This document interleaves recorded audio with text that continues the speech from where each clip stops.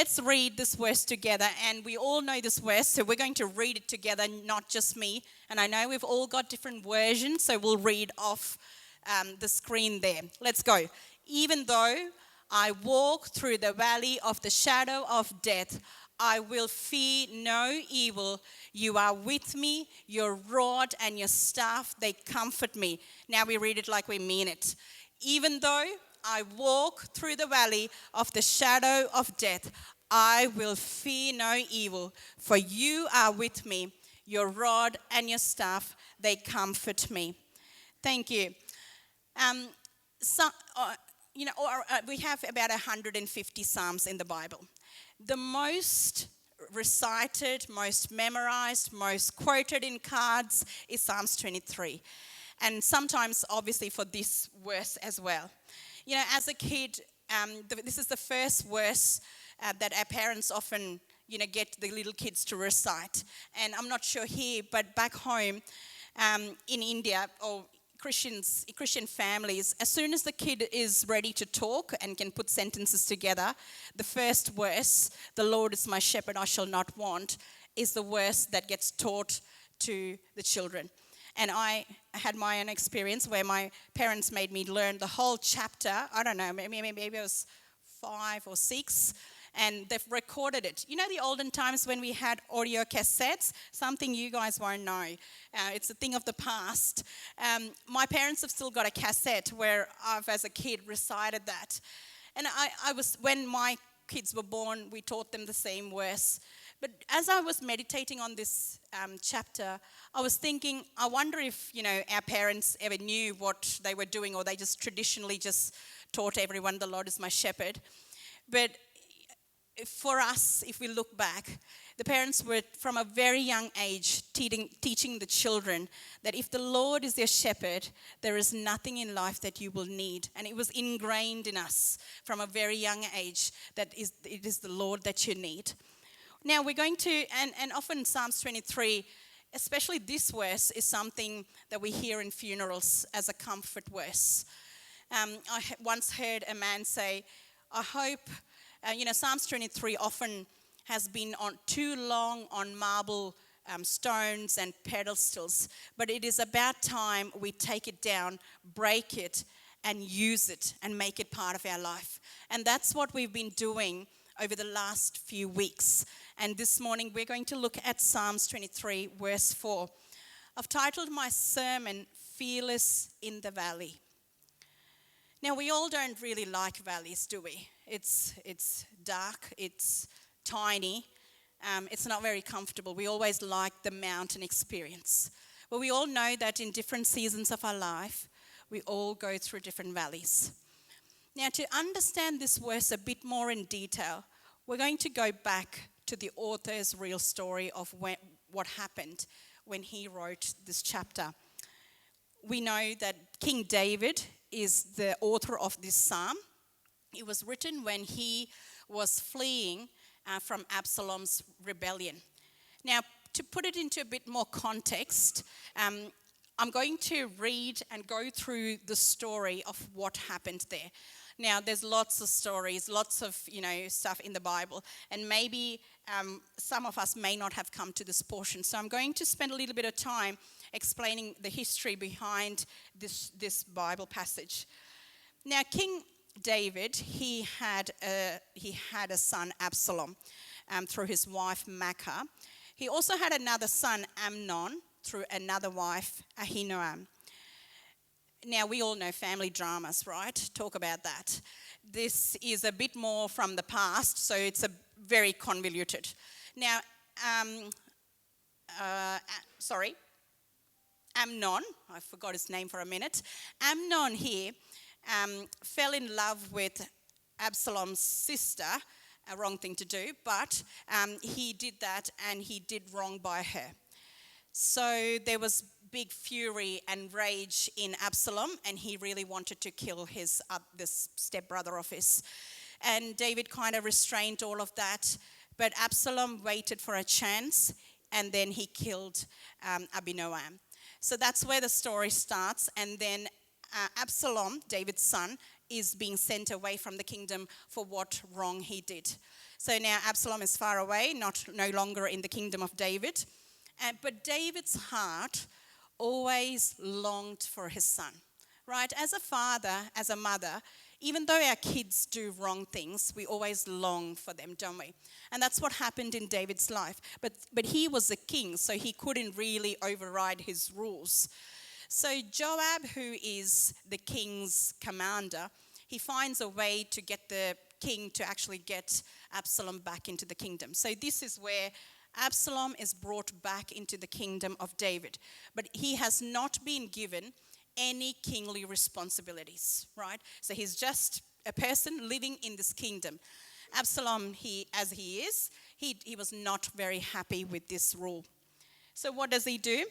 We're going to read this from 2 Samuel 15. I know it's a bit of history, but you'll understand my context and where I'm going with this. It's a bit tiny to read. I'm going to read this. So this is what Absalom did once he was in David's kingdom, okay? So in the course of time, Absalom provided himself with a chariot and horses and with 50 men to run ahead of him. He would get up early and stand by the side of the road leading to the city gate. Whenever anyone came with a complaint to be placed before the king, this is King David, for a decision, Absalom would call out to him, "What town are you from?" He would answer, "Your servant is from one of the tribes of Israel." Then Absalom would say to him, "Look, your claims are valid and proper, but there is no representative of the king to hear you." And Absalom would add, "If only I were appointed judge in the land, then everyone who has a complaint or a case could come to me and I would see that they receive justice." And whenever anyone approached him to bow down before him, as Absalom would reach out to his hand, take hold of him and kiss him. Absalom behaved in this way toward all the Israelites who came to the king for asking for justice. So he stole the hearts of the people of Israel. So sneaky Absalom here, standing under his father's nose, he actually turned all the people against his father, King David. Now, you can imagine the thoughts of that father, right? And not just that, going to verse 13 onwards, so a lot of stuff happens. And then a messenger came and told David, "The hearts of the people are with Absalom." Then David said to all his officials who were with him in Jerusalem, "Come, we must flee, or none of us will escape from Absalom. We must leave immediately, or he will move quickly to overtake us and bring ruin on us and put the city to sword." The king's official answered him, "Your servants are ready to do whatever our lord the king chooses." So this is where King David is fleeing Absalom. He's going from the Mount of Olives to Kidron Valley and into the wilderness, running away from his own son, that because the father that he is, that, he loved him, he brought him back. But this same guy turns against him, right? And that's when David writes this beautiful psalm. Now we're going to go in a bit more, so we understand a bit more context, right? David was really fleeing for his life, so along with his people. Now we're going to break down this verse and look at it a bit more in detail. Now the first part of the verse goes, "Even though I walk through the valley of shadow of death, I will fear no evil." We're going to look at the valley part a little bit. Now, in some versions it says the darkest valley, right? It's the shadow of death. It's not death itself, but it's the shadow of death.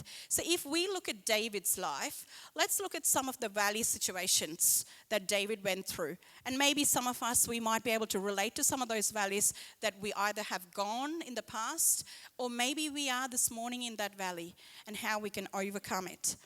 The first one is the valley of betrayal. Anybody been there, the valley of betrayal? Where you have had your very close person.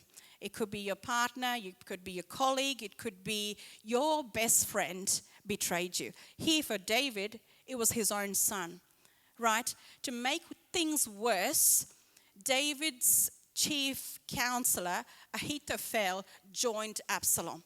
What's even worse, right? You know, those people who are very close in your life, who know your life inside out. They know your weaknesses. They have stood with you in things, but then they turn around and they betray you. How painful is that? Can you imagine what David went through, like when he had his own family do that to him? We've all been in different circumstances, you know, where we have gone through that betrayal in our life. You know, and maybe some of you are here this morning carrying some of those wounds and some of those hurts because you haven't been able to let go of that. It happened in the past, but when you are here, you know, the Holy Spirit might remind you some of those hurts that you haven't really, you know, dealt with. If that is you this morning, will you let the shepherd tend those wounds? Because, you know, people cannot clean up those inside wounds. Only the good shepherd can tend to the wounds of a sheep, right?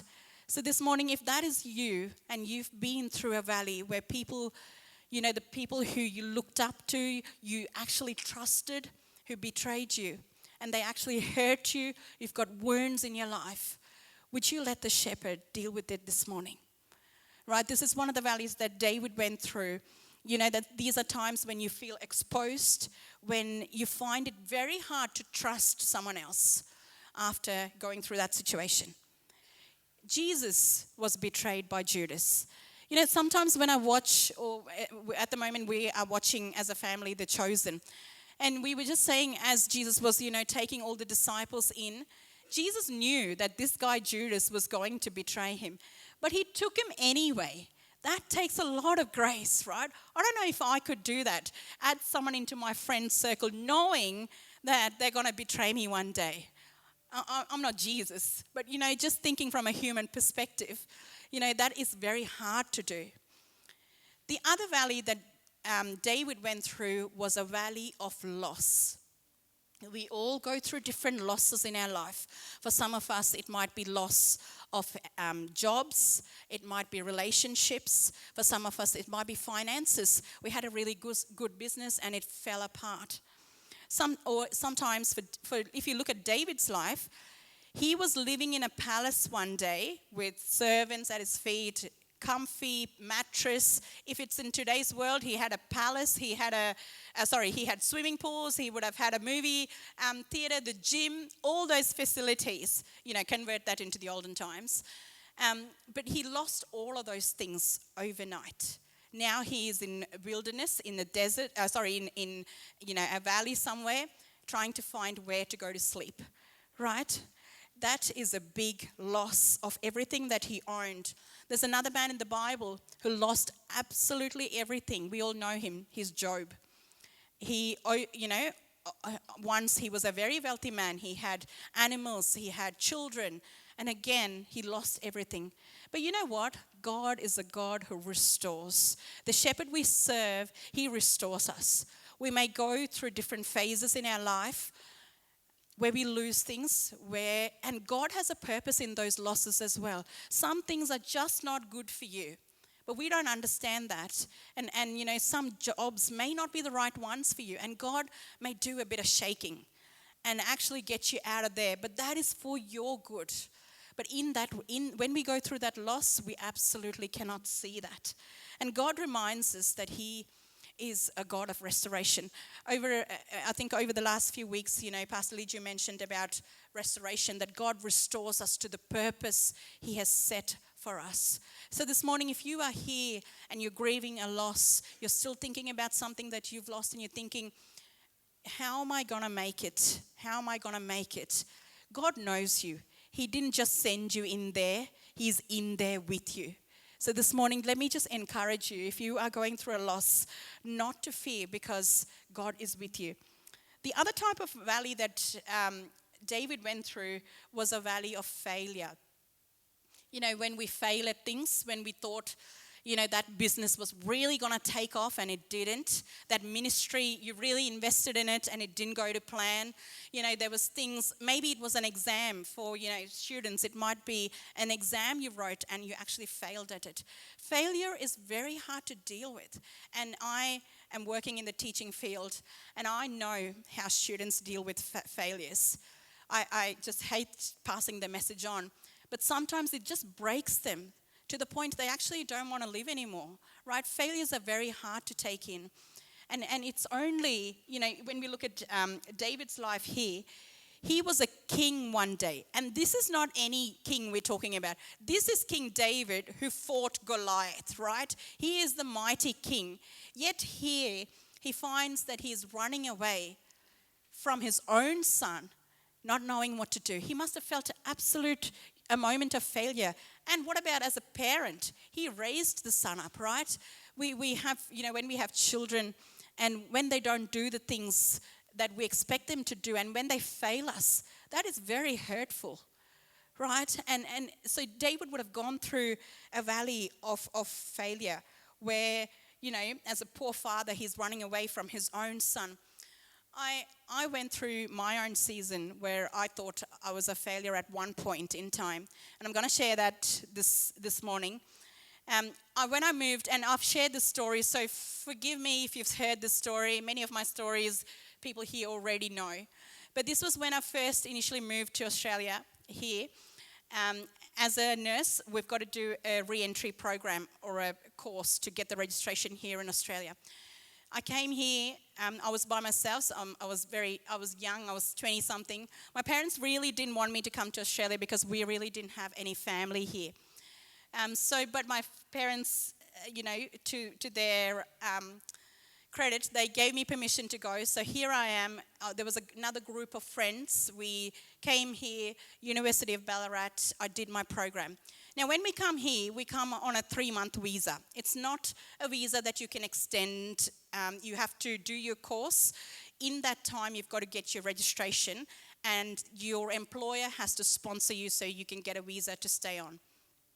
So that's the normal process. So there was 20-odd people. I still remember we lived in Peel Street, and we all did our course. And on that last week, nearly all of my friends, they all got work. They all moved to Melbourne. They got their visas converted. Everything was sorted for them. There was me and another a lady who they were interviewing, so Grampians Health or Ballarat Health Services at the time, they were interviewing us, so we were hopeful that we would get a job with them so that we wouldn't, not have work. So we heard that we may get work at Grampians Health or Ballarat Health Services. We came to the point where the days kept going, and it came to the very last day that my visa was expiring. So tomorrow, I have to pack my bags and go because the visa hasn't come through and I haven't got the offer letter from the organisation. So here I am as a young girl who moved into a country with lots of hopes and dreams, wasted my parents lots of money as well in the process. And the next day, the agency that I was with, they said to me, pack your bags because tomorrow you can't stay here anymore. You haven't got work. You haven't got your visa converted. You've got to go back to where you came from. So that news was not very good because I absolutely felt like I failed my parents. I failed, their money. The whole process coming out here, it was all a mistake. So I was living at Heidelberg in an agency, in an accommodation there. And so today is the day, we find out that nothing is going ahead. They've told me to pack my bags, and I did. And the next day I've got to go. But, when you've been brought up as a Christian, there's something in you, and that was that Good Shepherd. There was that night, that where I thought all my hopes came down. And I had nothing to look forward to. I was going back as a failure to my parents. Every time I think I shouldn't be emotional up here. And here I was with all my hopes and dreams dashed. Waste of money. I thought the skills I had wasn't getting me anywhere. So if you've been to Epping or Heidelberg that way, there is Heidelberg to Rosanna. There is actually a valley there. Me and this friend of mine, she happened to be Christian as well, we walked up and down that valley all night crying to God because that's all we knew, right? we knew that, what we were taught, that Good Shepherd, and we were hoping that he would help us. And that's what we did. We prayed, we cried all night. And I still remember that was a valley at the time that I thought, your shepherd never just abandons you. The next day morning, I was getting ready to go to the airport and do my goodbyes and everything. The Good Shepherd came through. The visa process was sorted. They have never employed an overseas nurse before. So they absolutely did not know the process, how to handle immigration, which was what the delay was. But we didn't know that at the time. I got a job at Ballarat Health Services. My visa came through. So the night I was supposed to travel back home, I didn't have to because my shepherd came through. And it is all glory to God. And I just thank God. Sometimes, when we go through those valleys, it's very hard to deal with. But this morning, I am here as a testament to that. And God restored me. When he gave me work in the place where I studied, I worked in that health services for 10 years. And God has blessed me so much. And it is all glory to God. And this morning, I am here as a testament to that. And this morning, I just want to encourage you. If you've been through a loss, and if you think, the locust actually took all those years of mine, God is a God who restores. And that is my life story. And sometimes when we think this is my final destination, God comes through and he helps us through all of that. The other valley that David went through was a valley of harm, because here he had his own son running after him or coming after him to actually kill him. Now, for us in today's world, that might look like sickness, or it might look like some physical injury or emotional trauma, something from the past, some kind of abuse that you may have been through. And sometimes it gets so close that it actually looks like a terminal illness. We all have been through different seasons in our life where we have had sickness in our life, right? And we think, God, when is this going to end? When, one thing and after another, we get sick, then the kids get sick, or if it's, some kind of diagnosis. Sometimes the enemy does some things to harm us. Sometimes it's just that we live in this broken world. And, that is what a lot of people struggle with on an everyday basis.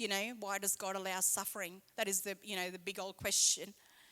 But yes, we do live in a broken world, and sometimes we do get sick.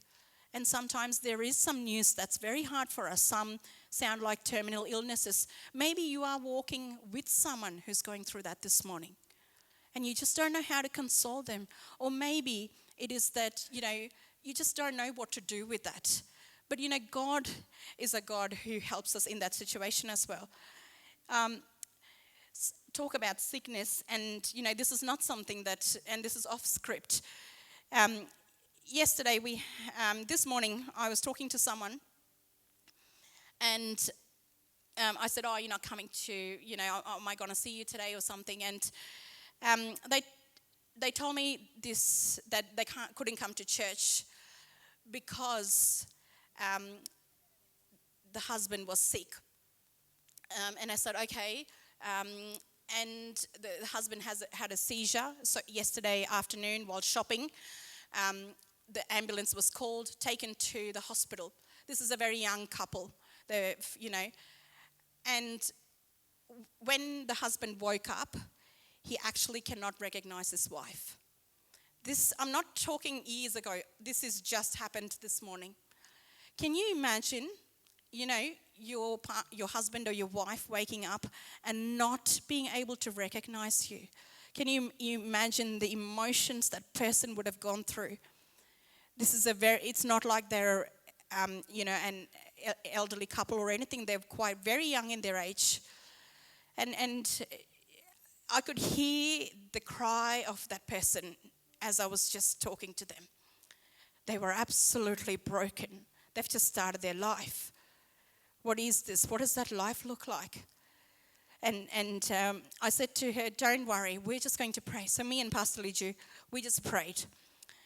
we prayed, after we prayed, about 2-3 minutes later, she texted me back saying, a miracle has happened. He rang me from the hospital. He recognized me. He knows my name. I don't know what happened. And I said, it is God, nothing else. This is just a miracle that happened this morning. Church, sometimes we think miracles are of the past. It's not. It's happening in the lives of our people. We are seeing and witnessing this every day in our lives.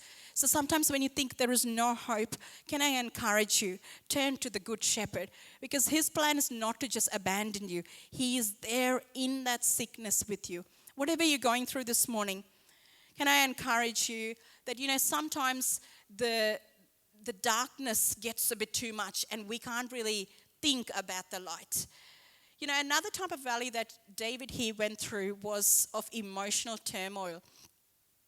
And I was just thinking, imagine when we have a relationship breakdown. I think that's one of the worst, when you have an argument with someone. It could be husband and wife, but it's something that you can't sort, and that leads to a family breakdown. We don't want that in any one of our lives. But sometimes we hear of people going through divorces or breakdowns and stuff like that.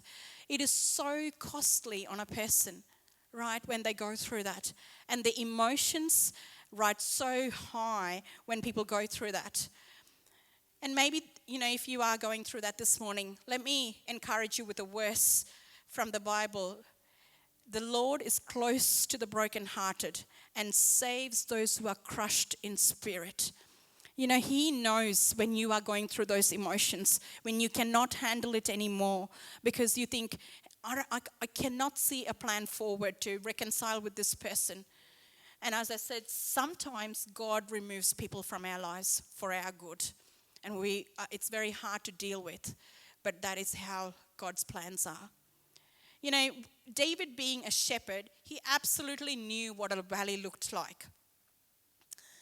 It's not on the mountain. As you can see in this picture, the valley is quite narrow and they've got to go through that. And if it gets overcast, all it is darkness. And sometimes I read, like in the Israeli terrain, they can have flash flooding. So if you think about a little sheep going through the valley, unless they have a shepherd, you cannot really go through that valley. And that is what it is. You need the shepherd to get through life. And that good shepherd is Jesus.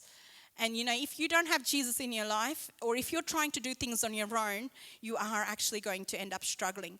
Sometimes the valleys look very dark. Sometimes you look ahead and you can't make any decisions because it's so clouded and the visibility is poor. And you think, how am I going to make it through? I read the story of a man. He was hiking in the mountains of New Zealand. He's an experienced hiker, and this wasn't his first time, and he loved the mountains and all of it. And this is what he did one day when he was hiking. It was beautiful when he started his journey. And as he moved past, the clouds started to get, it started to become overcast. And his visibility, and he couldn't see the trail anymore. But this is a path he's been through many times, but he still didn't understand what he was going to do. In that moment, fear came around very quickly, and the sounds that he started to hear all sounded like threats. There's no visibility to go forward. There's tall mountains and cliffs. He did not know how to take one step forward. And then all of a sudden things shifted when he thought about what his ranger said at the base before he walked up. This is what the ranger said. The path has been marked. If you keep walking, you will come out the other side. Even if you can't see the trail, trust your training because you are not lost. You are just in the valley. And I just want to say that this morning. Sometimes we think that this is the end and where am I going to go? But trust the trainer. You're just passing through the valley and this is not your destination.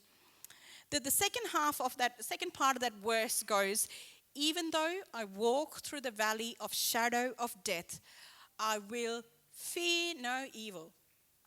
Let's talk about fear. Right. Fear, I think we all experience fear and at different levels. How many of you here are scared of spiders? I can see, yes, some hands.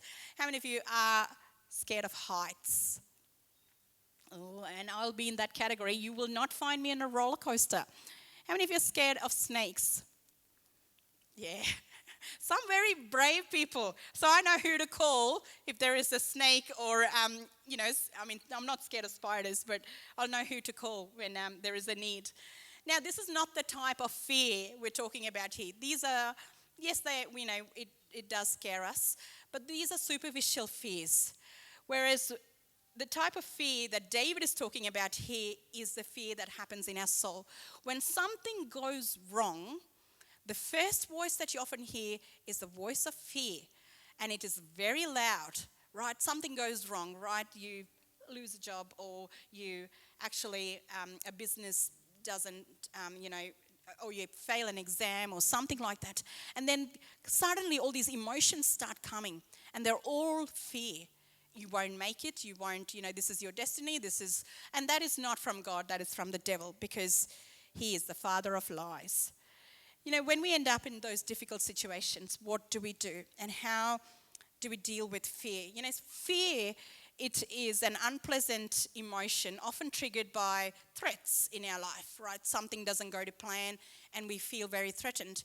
Sometimes fear can become a bit extreme, and it can, become anxieties, phobias, it can turn into mental health conditions as well. Fear always starts with a thought, right? A little thought comes into your head and you start overthinking it. Like a spider web, you start building this web and you actually fall into it. And I love this verse, and I've mentioned this many times here before. In 2 Corinthians chapter 10, verse 5, it says, "We demolish arguments and every pretension that sets itself up against the knowledge of God, and we take captive every thought and bring it obedient to Christ." So next time when something happens and fear is building up in you, you need to take it captive and bring it to the feet of Christ. Make it obedient to Christ, because fear happens in all our lives. When we hear a news, quickly we panic. We go straight to fear. If we see a lump in our body, we think it's cancer. Like, it's the worst things we possibly think of. But that is not from God. It's from the devil trying to bring these thoughts. And I think Pastor Liju has mentioned this. A bird can fly over the top of your head, but it can only build a nest if you allow it to. And that is the same thing with fear and the thoughts, right? Thoughts can come and go, but will you entertain it and let it be part of your life? Will you let it be the song of your life? That's when fear takes over. And we know in our community there's lots of young people who suffer from anxiety, depression, and it all starts with some kind of a thought that then becomes into this big sickness or the condition that they suffer from. When we fear, we are doubting God's goodness. God is a good God, and we've been learning about God's goodness. We are saying, "God, I can't trust you." I've got a little maths equation here. Please, I'm not very good at maths, so don't be offended if it's wrong. We all say we've got faith as Christians, right? And when we go through some situations, if you take the trust out of it, you start having fear. And we know that when fear goes up, when the fear goes up, your faith goes down. When you allow fear, every decision that we make, when we say yes to something, we're saying no to something else, right? So when you say yes to fear, you're saying no to faith. You're saying, "God is not enough for my problem. I cannot come out of this." And we are we are children of God. Our words carry power. And when you come across a situation and you say, "Actually, this is it," you are speaking over your life. Can I encourage you this morning, whether it be over your children's life, whether it be over your own life, do not speak words of fear or disbelief. Let us be people who speak faith. I love this about a church. When we finish church as well, we're always encouraging each other. We are speaking words of life into each other. And that is how we should be, because God placed us in this world to be people of life, so that people who come across, there are some people in your life that you come across them and you just want to keep spending more time with them because they are so encouraging, they are so filled with life. And that is because their trust is in God, and the Holy Spirit gives them the right words to speak. The opposite, this is what we should aim for. As our faith journey begins to increase, fear starts moving out of our life. And amen to that, because, if you've been through a few valleys, you will know. This is my story, where every time we have been through a hard time, when we've come out the other end, God has taught us so many lessons, and we have come out stronger only because of God. If not, we would have been gone a long time ago. But, when we put our trust in the Good Shepherd, that is when fear does not have a room to stand. I just want to share this story, and this is a story many of us already know. There was a little girl, she was flying on the plane. I know this is before all this plane stuff happened. With her father, she was flying across in a small plane. We all know, we've all been on planes, and how turbulence hits, right? The weather changes, turbulence hits, and there's lightning flashing, and there's, thunders roaring, and the plane starts to shake. Everybody on that plane actually started getting very nervous. Some of them were clutching onto their seats. Some of them started praying. But there's this little girl who just sat there quietly, calmly, and the flight attendant came up to her and asked her, are you not scared of what's going on? Because I can see there's lots of other people who are scared. Does that not make you nervous? And the little girl said, no, because it's my daddy who's flying this plane. He's the pilot. And she said, he's done it many times, and I know he can do it again. Right? This morning, who is your pilot? Right? Is it the Good Shepherd? Or are you trusting people to come through? Sometimes we think we put our trust in people and think they can come through for us. I know this person, he's got good contacts, whatever it is, he's a good doctor, he can get me through this. Or it is, something at work, I've got a good connection with this boss, I'm going to get a promotion through that. Let me tell you right now, do not put your trust in people. They will fail you. But there is only one person, the good pilot, God, who is our shepherd, we can actually put our trust in. Now, before we go a bit further, I just want to clarify some things. There are some myths that we believe when we are in valleys. The first one is, if I'm walking with God, I won't go through valleys. Sometimes we hear people who believe in prosperity or alone say, I'm a Christian, now life is really going to be good for me. But that is not how life is, because Jesus said this in John chapter 16, verse 33, in this world you will have trouble, but take heart, I have overcome the world.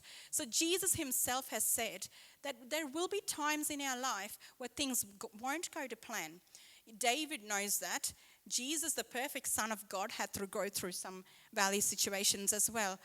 But, God is not a God who, valley is not signs of not having God in our lives, but it might be a time of refining, where God is making you that extra perfect. He's making you closer to him.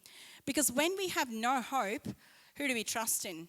Sometimes I wish, and I've done this, I'm guilty of this as everybody else. When things come through, you sometimes pick up the phone quickly and ask, your closest friend for advice. But if we changed the person who we pick up and we actually go to the feet of God and say, Lord, and I'm getting better at this, but not quite there. When I hear a news, now I take it to God. I say, God, I have this problem. I know that you will come through for me because you've done it before. Just as the little girl said, my daddy's done this before and he will do it again. So, that is what we believe. And the second myth that often we believe is this valley will never end. And sometimes when we go through sickness, when we go through hard times, we think this is it. But that is the devil telling you this is your story. But God has a different story for you. Do not believe the lies that he is telling. He wants, sometimes the valley may feel long and it may feel permanent. But God specializes in leading people through hard seasons. Just read the book of the Old Testament. Time and time after time, God brings them out of that season.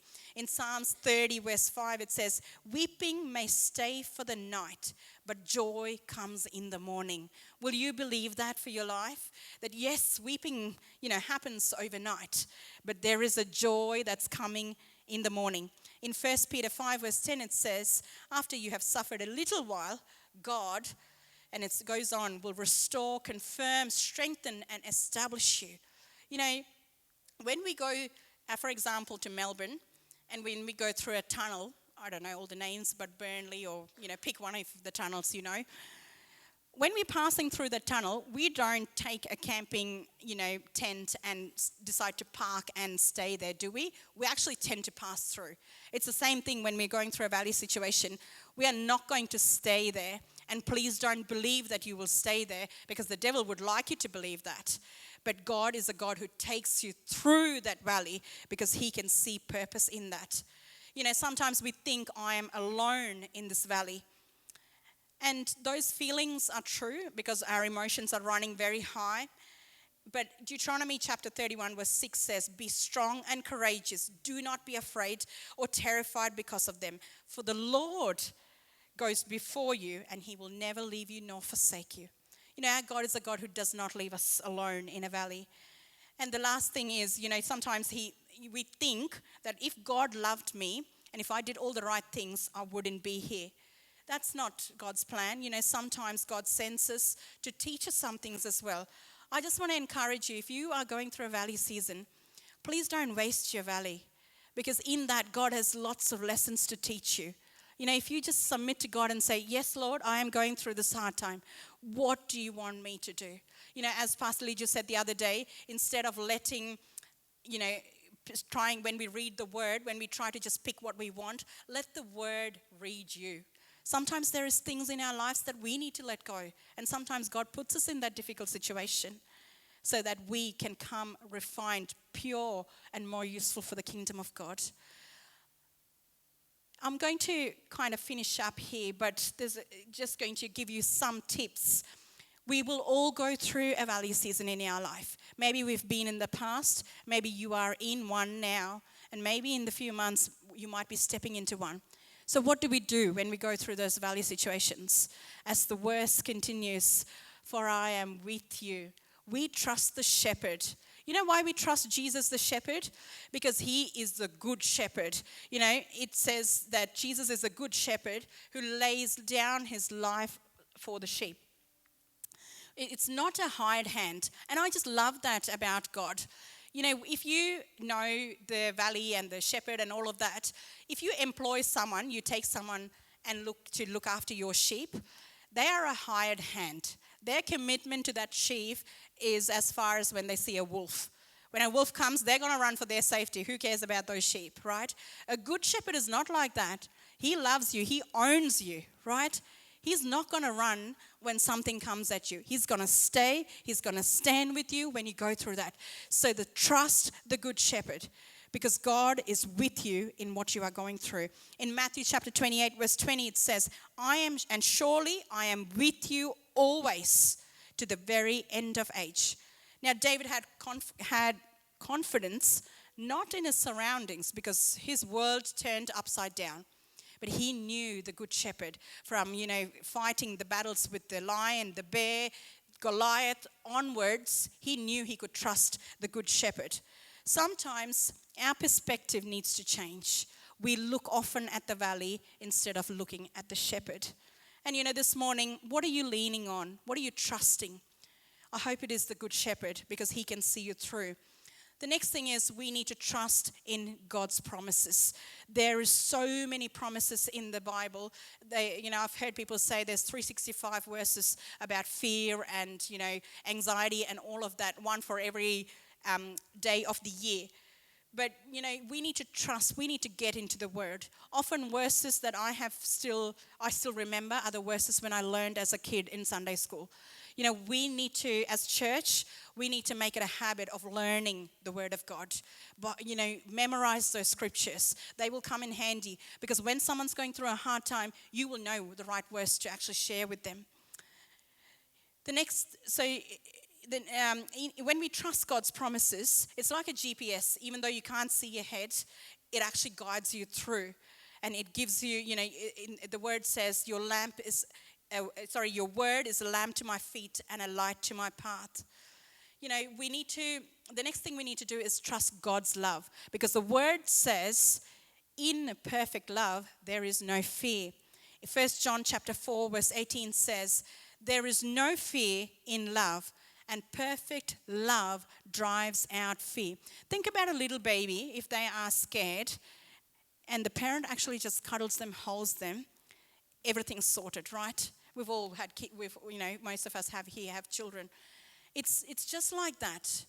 When the word says God is love, when you trust in that perfect love, there is no room for fear to stand. When fear tells you, what if God lets me down? Love tells us God is with me no matter what happens. And the last thing is trust in his comfort, in his provisions. We talk about the rod and the staff here. I never understood what this was when I was a kid.